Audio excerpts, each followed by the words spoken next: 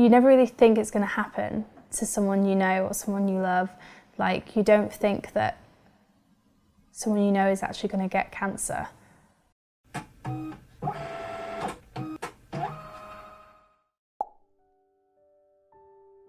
My name's Angela Arnold and I have a stoma. I'm Alice and my mum got diagnosed with a tumour last year and she now has a stoma. So my mum's been ill for like as long as I can remember. She's always had Crohn's disease since I was born. She's just always not been like 100%. There's always been something that's been an issue, whether it's been like she's had an operation to have her cysts out. I remember that when I was really, really young. And that was just sort of something I was kind of used to. So I've had Crohn's disease for about 20 odd years now. Crohn's disease is an inflammatory bowel disease which is also anti-immune. It causes lots of problems like pain and diarrhoea, wind and that sort of thing. So they like to keep an eye on it. I went for my routine checkup and mentioned that I'd been having a few problems. So my consultant said, right, we'll send you just for a routine scan. As a result of that scan, when they came back, they actually found a problem with my kidneys. So they did some further exploratory stuff. And it turned out that the problem with my kidneys was nothing really. However, it did show up that there was a shadow on my bladder. I had to have a camera examination into my bladder where they also took a biopsy. As a result of the biopsy, they discovered that there was actually some cancerous cells in there. I think it was just kind of a bit of a shock when she told me that they'd found a tumour. You never really think it's going to happen to someone you know or someone you love.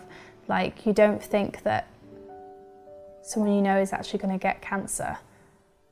You sort of see it on social media and you see it in TV shows and things like that, but you never think, yeah, that's something that's going to happen one day. And it's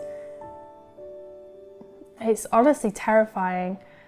When they got the biopsy results back, it turns out that the cancer was what they call a leiomyosarcoma tumour, which is quite an aggressive one and is quite a rapidly spreading one.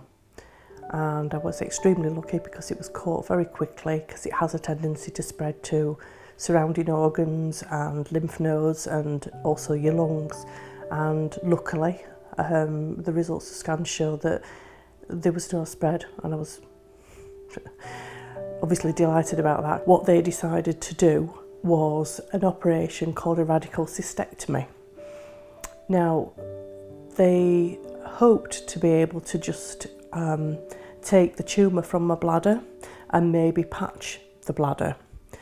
But they did warn me in advance of the surgery that that might not be possible and that there was a good chance I could end up with a stoma. She told me that she thought she was going to have to get a stoma, and that was just so weird to me because I didn't really know what they were or how they worked or anything. So a stoma is where they take a piece of your bowel, and it's usually a small bowel, and because they've removed your bladder and your urethra, what they do is they use a piece of bowel inside your stomach and they join the ureter from your kidneys onto this piece of bowel, and they make an opening in your abdomen here, and instead of using your bladder to have a wee, the liquid comes from your kidneys, down your ureter, into the little pocket that's been made by your bowel, and comes out in a little